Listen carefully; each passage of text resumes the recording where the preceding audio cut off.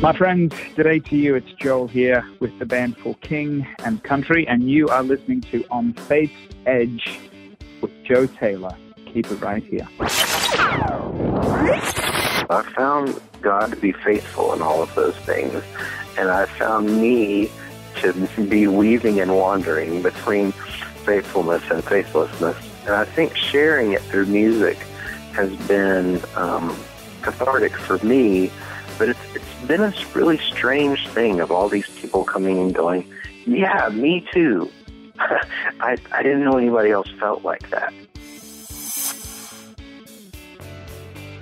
Keep it right here is right, Joel Smallbone. Thank you to Joel for the introduction. Joel and I had an eye-opening conversation back on episode 72 as we discussed the movie Priceless and the subject of human trafficking. You can hear our conversation at onfaithsedge.com/72. That's onfaithsedge.com/72. Well, hello. Welcome to the 87th episode of On Faith's Edge. My name is Joe Taylor, recovering atheist and your servant in Jesus Christ. This is your place to hear conversations about God and living a life of faith in Jesus Christ.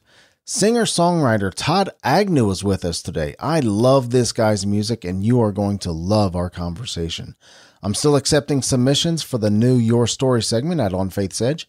If you want to share your story of faith with your fellow On Faith's Edge listeners, just go to onfaithsedge.com/yourstory. Again, that's onfaithsedge.com/yourstory. I absolutely love bringing you engaging conversations about faith. If this show entertains you, encourages you, informs you, or brings value to you in any way whatsoever, will you please consider financially backing the show? The best way you can do that right now is to use any Amazon link at onfaithsedge.com. That's any Amazon link whatsoever. We'll get a modest commission from the purchase, and it doesn't cost you a penny more. Congratulations to listener Jeff Hamrick. Jeff, you will receive a free copy of Dr. Randy Dawkins' new book, THB, from his Coded Message trilogy. This is a really neat book, and Dr. Dawkins was on our last episode on faithsedge.com/86. This is the 87th episode, so the last one would be, of course, 86, on faithsedge.com/86. Really, really smart guy. And this book is a really interesting book. Jeff, shoot me an email at joe@onfaithsedge.com. Again, that's joe@onfaithsedge.com, and I'll get your book right out to you.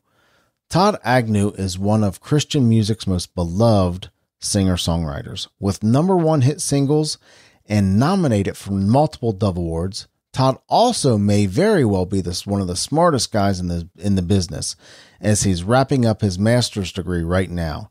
In fact, you'll hear in our interview how other musicians look to Todd for theological accuracy in their songs. He just released his new compilation project, From Grace to Glory, and Todd Agnew fans like me will absolutely love it. In today's show, we talk about his newest project, From Grace to Glory, and how that came about. We ask, are Christian songwriters concerned about theology in their music?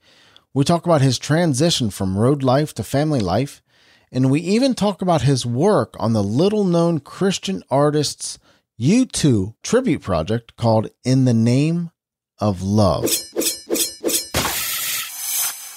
Todd, Grace Like Rain had a real impact on my life. 2003 and the years surrounding 2003 were particularly trying for me personally.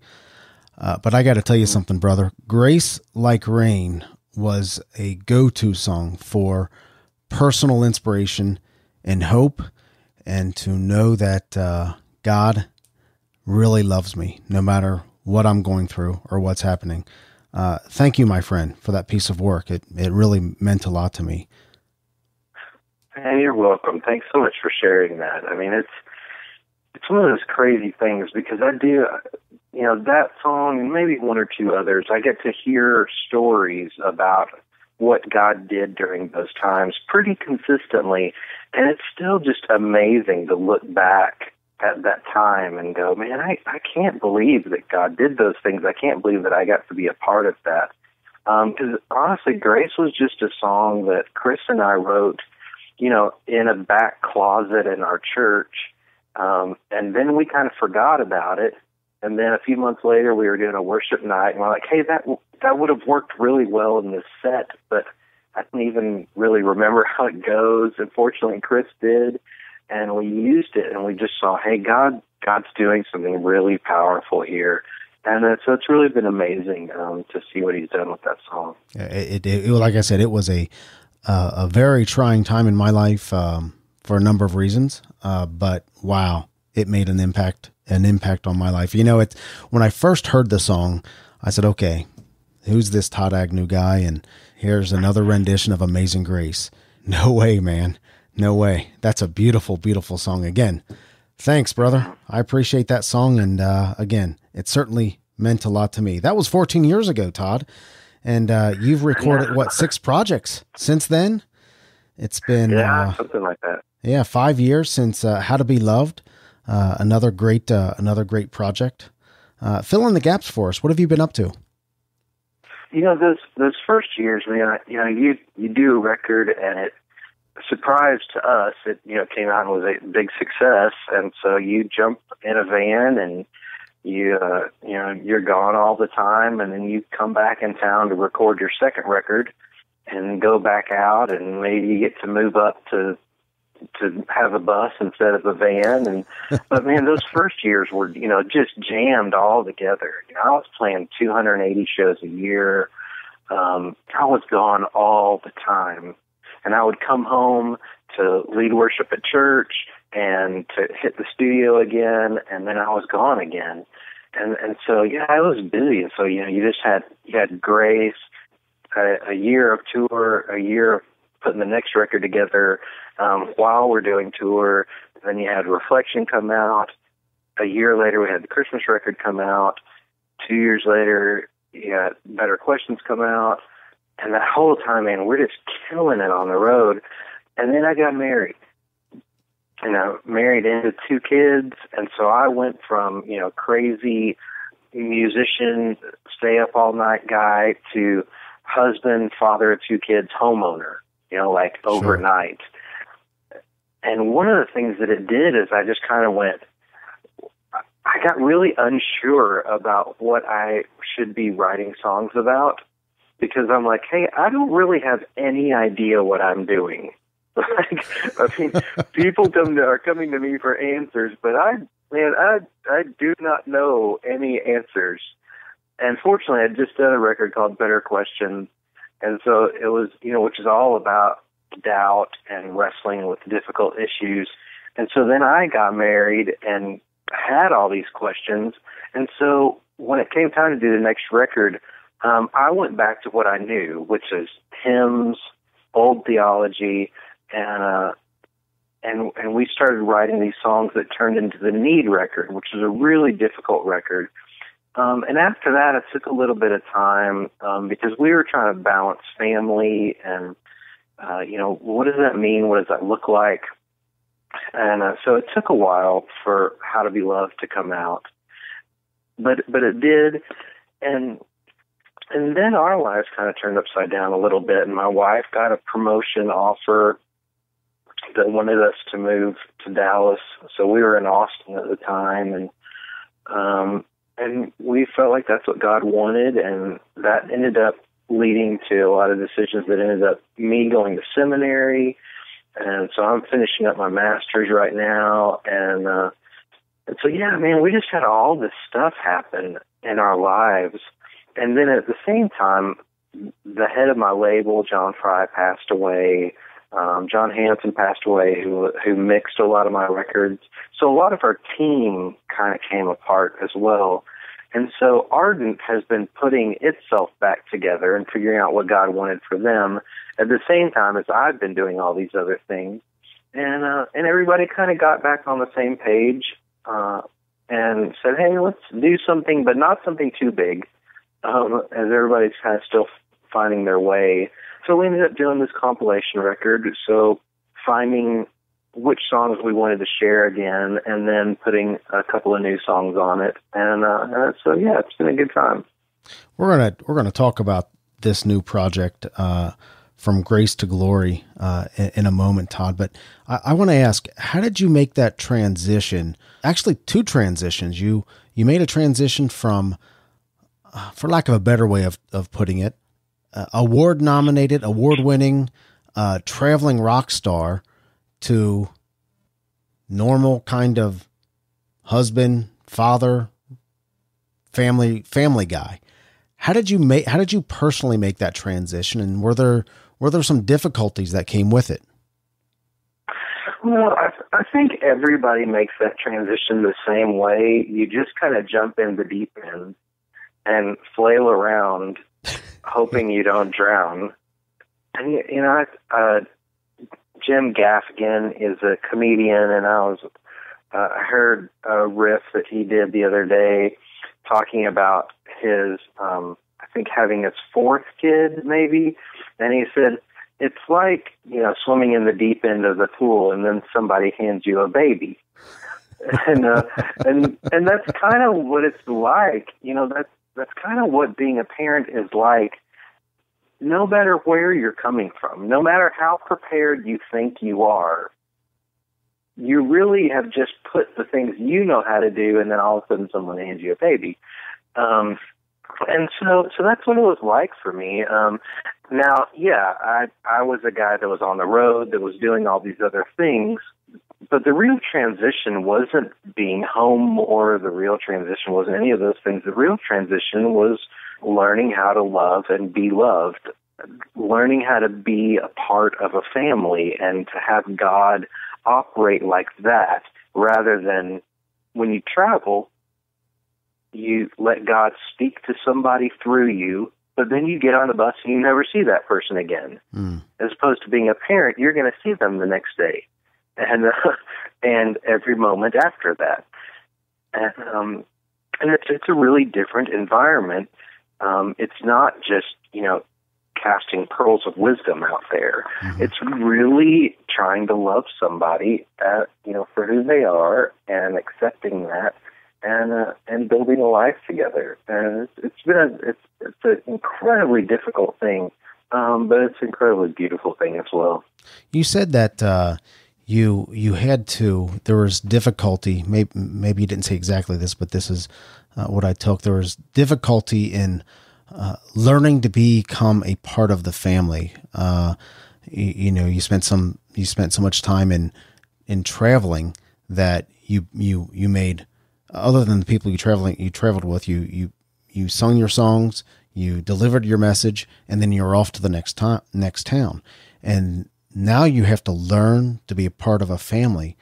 I get the sense that maybe that was particularly difficult for you, and why was that? It was difficult for me, and I'm not exactly sure what it was. I'm sure part of it was I got married like a month shy of turning 37, and so that's kind of late, and you've kind of built your life on your own. It's built around how I do things and how I like things. So coming into a family is all about other people, and I didn't really have much practice at that. And it wasn't until now, 10 years into marriage, I'm still learning a ton all the time about how to be in these relationships. But one of the things that showed me is, just like you brought up the guys that I toured with, is I had dear friends that were with me all the time for those years. But just now, 10 years into marriage, I'm going, man, I was pretty terrible to those guys. I mean, not hateful, but I didn't know how to really love them well and how to be a part of their lives. And that stuff has come over a long period of time. And, I'm really grateful for all those experiences, for those guys that stuck with me through all of that and walked through so many years of that.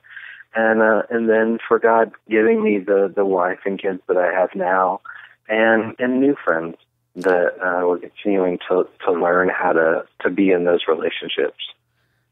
Do you think your wife knew what she was in for in marrying Todd Agnew?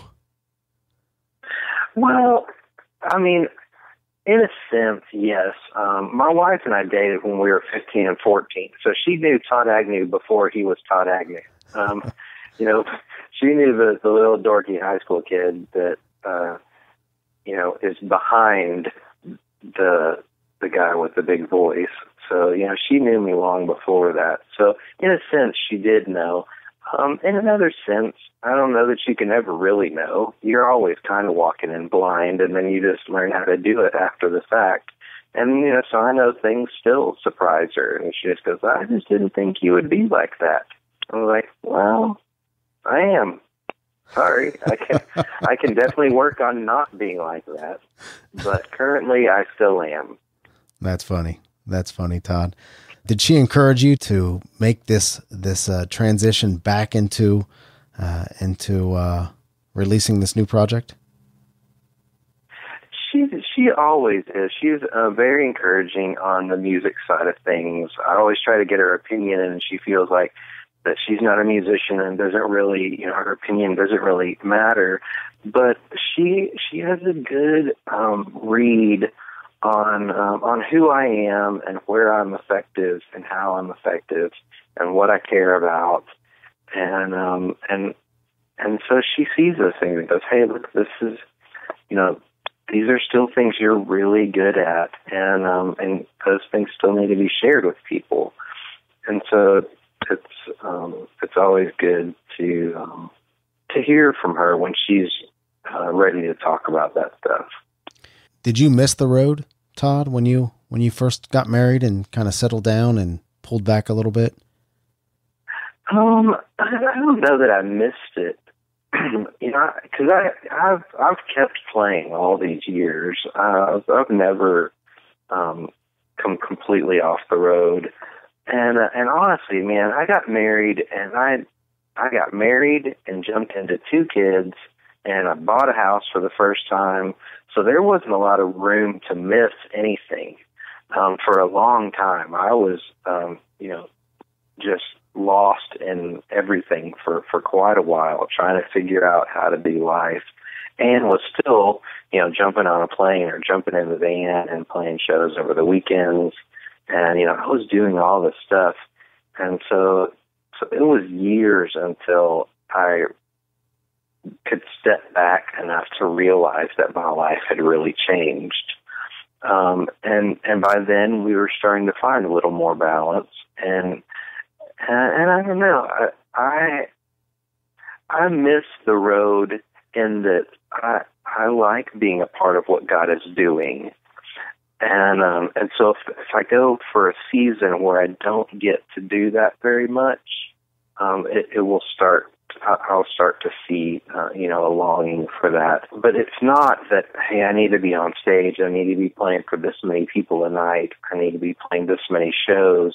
It's never really been that. It's always just been a joy to be a part of what God was doing, and I still get to do that.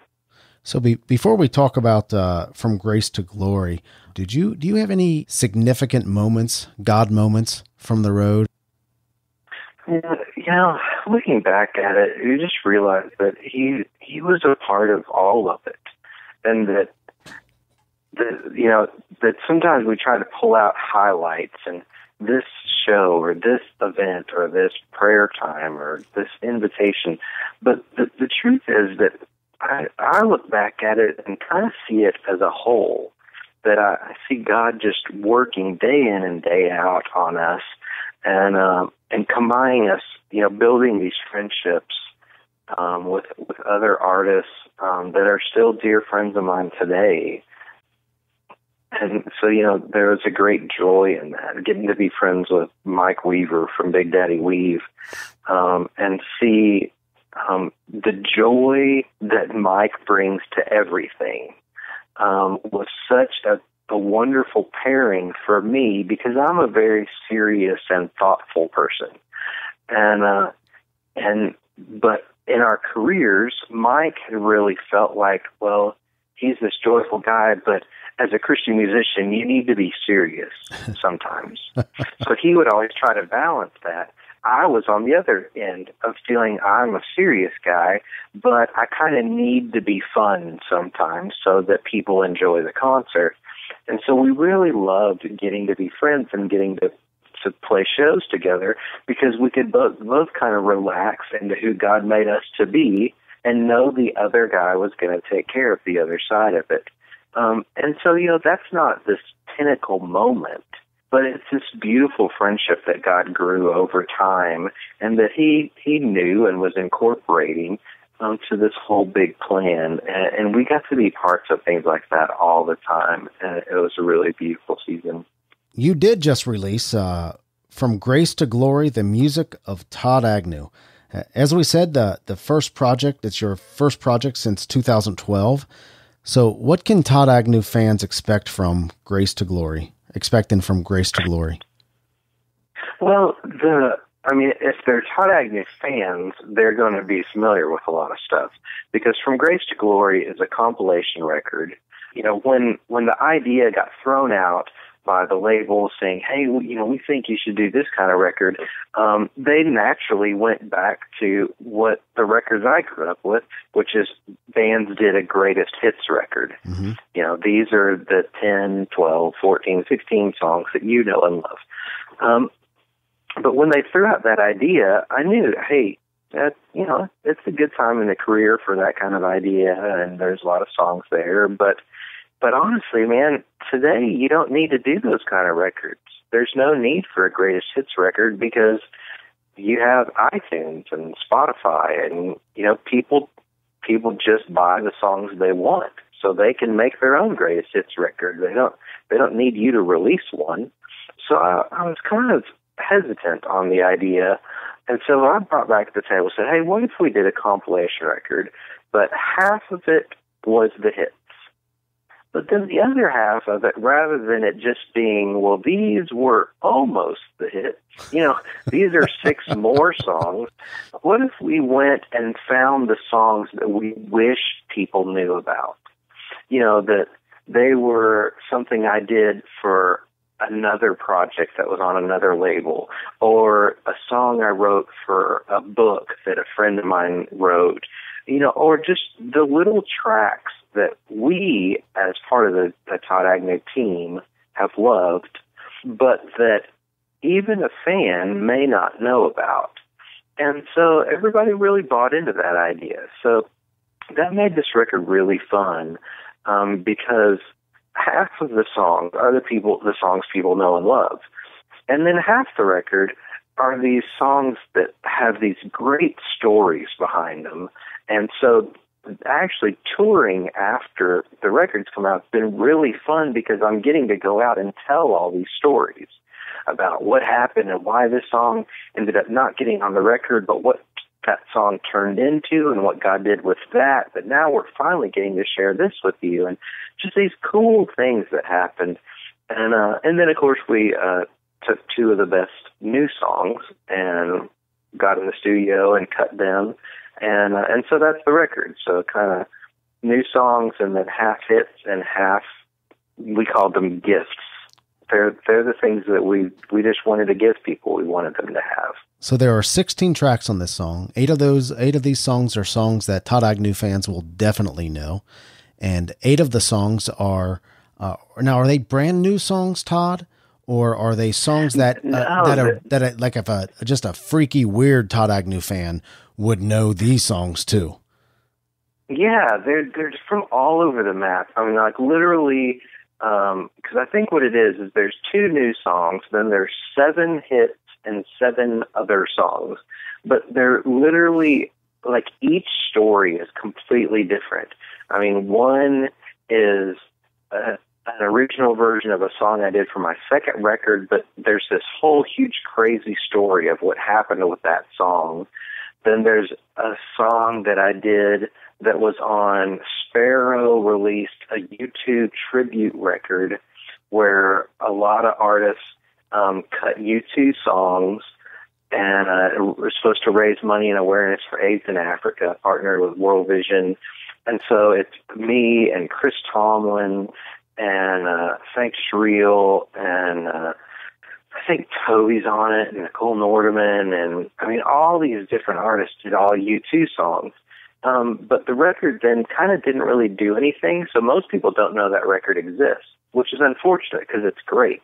Wow, it sounds like a great. I've not heard of it, man. Jeez. Yeah, it was called "In the Name of Love," and it was just one of those freaky industry things that they do a whole project, and then the guy that was like the spearhead, it was his passion.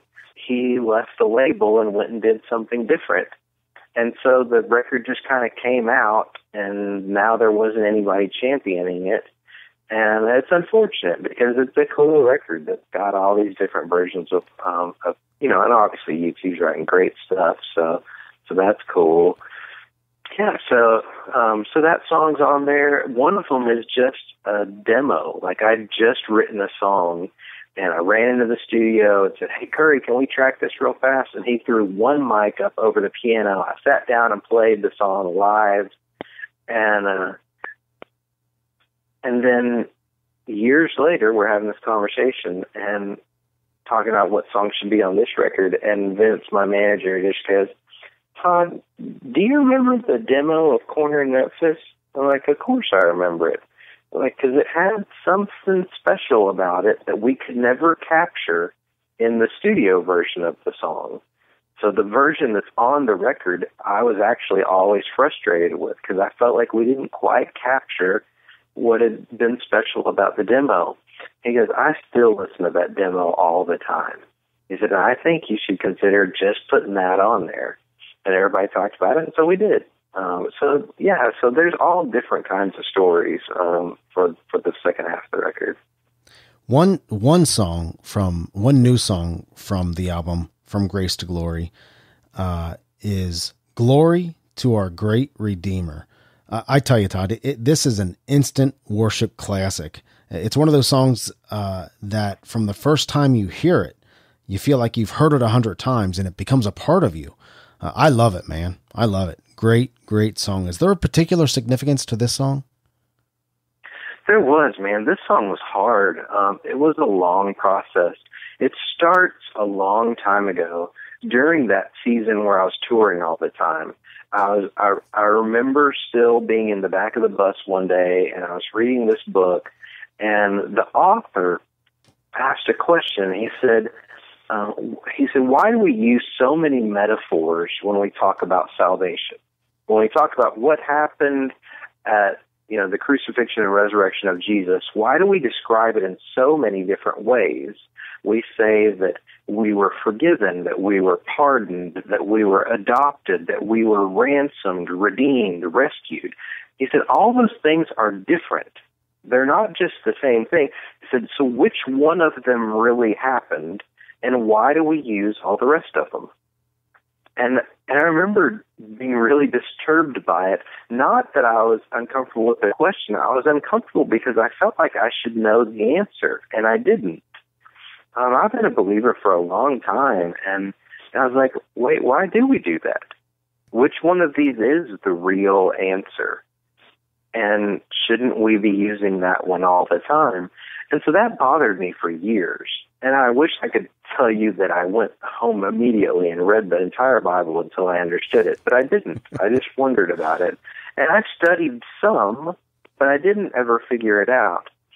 And then a couple of years ago, I started writing this song, and literally I got 4 lines into the song, and so far it said, "Glory to our great Redeemer, spotless Lamb for sinners slain, my pardon purchased, my ransom paid, glory, glory to his name." And I got that far and went, oh no, I've already used 4 different metaphors for salvation. You just did it. 4 lines into a song, and I said that we are redeemed, that there was a lamb sacrificed, that we are ransomed, and we are pardoned. And those are 4 completely different things.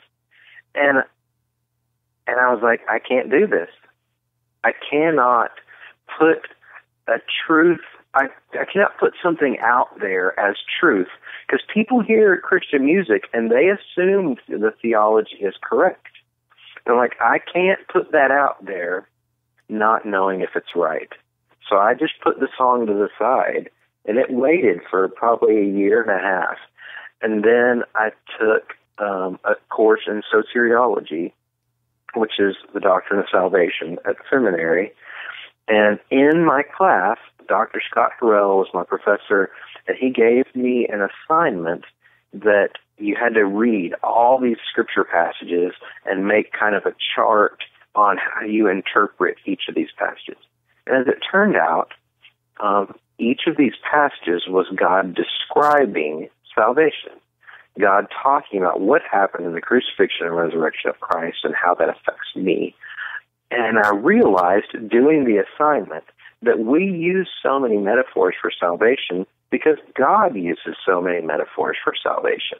There's not one human English word that can wrap up what happened when God sacrificed his only son on a cross for the sins and salvation of all of mankind. You can't wrap it up in one little picture.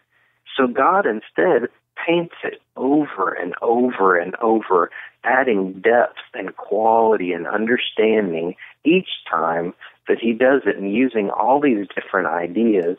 And man, once I understood that, I was like, okay, so they're all true. It doesn't mean I get to add my own metaphors and make up anything, but that God used all these ideas. And so I went and studied them all, and then I sat down and finished the song in a few minutes. And then I brought it back to Dr. Harrell for him just to check it and make sure I didn't screw anything up. And that was glory to our great Redeemer. You may be the only singer-songwriter that I know of that checks with a college professor to make sure that the doctrine in his song is correct. Fantastic. Yeah, I mean, the thing is, I'm usually that guy. Like, I'm usually the theology guy. So for my friends, if they write to them, they're like, hey, Todd, I wrote this lyric. Will you check it out? And I will. And I'm great. I love that. But this time I was in the deep end, and I had access to somebody that knew a lot more than I did. And so I got to go to him and say, hey, can you look at this? And I really appreciate that opportunity. Todd, do a lot of Christian singer-songwriters, or songwriters just for that matter, genuinely check the theology of their song? Does that happen a lot? It does for people that I mentor, because I hit them over the head with it a lot.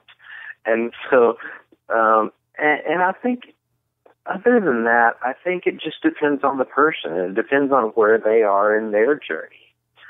Some of those people are passionate about it, but that's just how God made them. Some people grew into that, and some people aren't there yet. And God has taken them on a journey that they've been working on other things. So we try to build those relationships and give those people support. Saying, hey, look, you're a young writer. If you're finishing up songs for a record, like, I'll sit down and look through the theology and we can talk about it.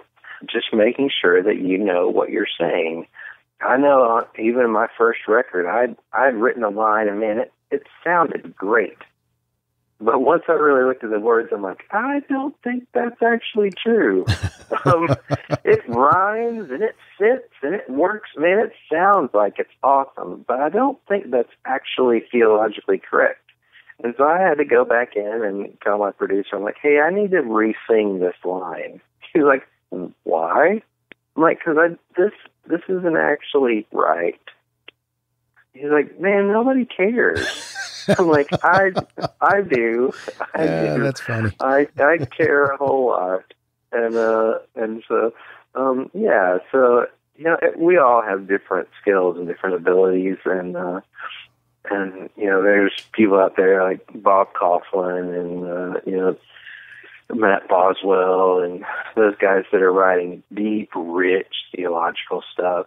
And there's other people out there making amazing music and telling their story. And so, you know, I trust that God has a hold of all of those things. So not only is Glory to Our Great Redeemer a beautiful, beautiful song, It is certified theologically correct. Well, it's as close as we can get it right now. Let's take a minute and listen to Glory to Our Great Redeemer. Glory to our great Redeemer, spotless Lamb for sinners slain. My pardon purchased, my ransom paid.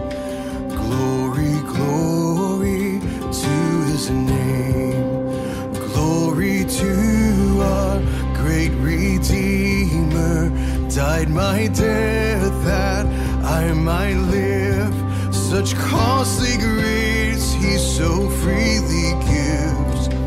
Glory, glory to his name. Glory to our perfect sacrifice, a lamb whose blood covered my shame. The wrath of God poured out and satisfied.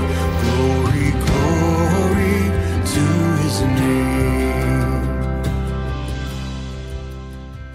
Todd, how did you come to believe in Jesus Christ? Yeah, I'm a really fortunate kid that, I was given up for adoption as a baby, was adopted into a family that was a part of a wonderful church,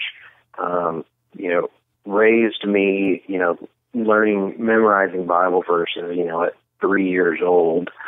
And so I was raised in that, a strong Bible teaching church, a strong Bible believing family.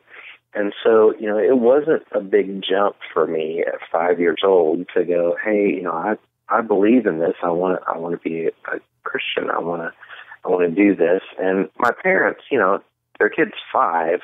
And like, well, I'm not sure you really exactly know what you're talking about. I know you've probably seen some people walk forward at church. Like, so what do you think it is to become a Christian? So I explained it all to them. They're like, oh, okay, so you do understand. All right, then. So obviously at 5, there's not this big, huge life change that happens. Jesus was already a part of everything I was doing, and I just got to continue in that. And so the coming to faith aspect of my story was not this crazy thing, but coming to faith at a young age and then living a life in faith, that's a different story. You go through different seasons and you wrestle different things, and faith, I found that it looks differently at different times. That sometimes faith is just holding on at the very edge of the platform, and sometimes it's charging into the battle. That there's definitely been different seasons, but I found that wherever I am in that journey, that God has been faithful. So you've been a Christian a long time. Did you ever have a time when you had to kind of make that, I don't want to say a rededication because that's used so much, but just a time where you said, yeah, I did this when I was 5, but I really do believe this. I really didn't. Like my sister did go through that. And so I've seen it very up close and authentically. But for me, I just, and every time I would go, man, my life's really screwed up. And maybe what happened when I was 5, that wasn't real. And I need to find the real thing now. And every time I did that, God was very faithful to just go, no, that was real. You're just screwed up now. And that's just, you did this, and that's okay. That's you haven't gone too far. I still have you. So you just need to figure out what you want now. And so there wasn't ever a time for me where I had to say, hey, look, I need something that's more real, or that's the real deal. It's been more just that, hey, this is where I am now. Who is God in this moment? Who am I going to choose to be in this moment? And like I said a moment ago, I found God to be faithful in all of those things. and I found me to be weaving and wandering between faithfulness and faithlessness multiple times over the years, and that's kind of been my story, and I think sharing it through music has been cathartic for me. But it's been a really strange thing of all these people coming and going, yeah, me too. I didn't know anybody else felt like that. And I'm like, oh, I didn't either. That's how I felt. That's how I wrote it. And so it's really been a wonderful experience. Finally, as we wrap up, Todd, what would you say to that person that is right on faith's edge, making that choice to believe or not to believe in God? Well, man, I've just found that God is good, and that He loves. And I just encourage people to give Him a chance. Like, hey, look, if you think maybe there's a God and maybe there's not, then just try. Like, you don't have anything to lose if you're wrong. And you have everything to gain if it's right. Because I'm pretty smart, and now I've been to school, and I know all the arguments, but I don't think I can convince you with my arguments. I can tell you my story, though, and my story is that I know Him, and I've known Him a long time, and sometimes I have conquered the world for Him, and sometimes I have spit in His face and walked away. And He has loved me well through all of those things. And I don't think I ever surprised Him. I don't think that I ever disappointed Him. I'm sure I could have done things better, but it didn't shock Him where I went. And I think that's where we wrestle with a lot of the time. It's not as much the intellectual issues. I think we wrestle intellectual issues because we feel like we're not worthy, or we feel like it's not going to work out. And the good news is both those things are true. I'm not worthy, and I'm not going to be able to make it work out. But He does, and He has. Even though I've messed up stuff over and over. And so my recommendation is always, hey, just try. Just say, hey, look, if you're real, show me. I don't think we can say anything more than that. The project is From Grace to Glory, the music of Todd Agnew. We are going to let Grace Like Rain take us out. Todd, thank you so much for being with us today. Thank you so much for having me. God bless you, brother. All of Todd's music, including From Grace to Glory, can be found on Amazon.com. I'm giving away limited copies of From Grace to Glory. For a chance at one, you can sign up for show updates at onfaithsedge.com, follow and leave a comment on the On Faith's Edge Facebook page, or follow me and share a tweet on Twitter, or you can send me an email at joe@onfaithsedge.com. That's joe@onfaithsedge.com. I'll announce the winner on next week's show. To buy From Grace to Glory, please consider using the Amazon link on today's show notes. We'll get a small commission from Amazon, but it won't cost you a penny more. All links from today's show can be found at onfaithsedge.com/87. That's onfaithsedge.com/87. Well, that'll wrap up today's show. Thank you to Todd Agnew for being with us, and thank you for listening. You mean a lot to me, and you mean a lot to this show. Remember, God is real, He loves you, and so do I. God bless.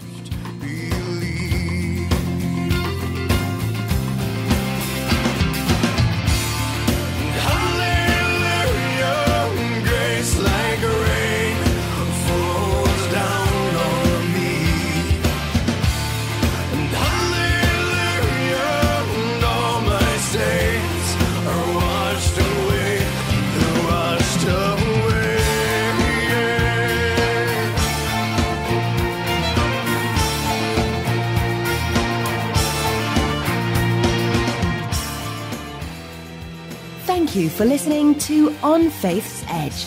You can subscribe to the show via iTunes, Stitcher Internet Radio, or your favorite podcast app on Android, Apple, or Windows devices. To reach out to Joe or leave comments about the show, visit onfaithsedge.com. You're important to us, and we would love to hear from you.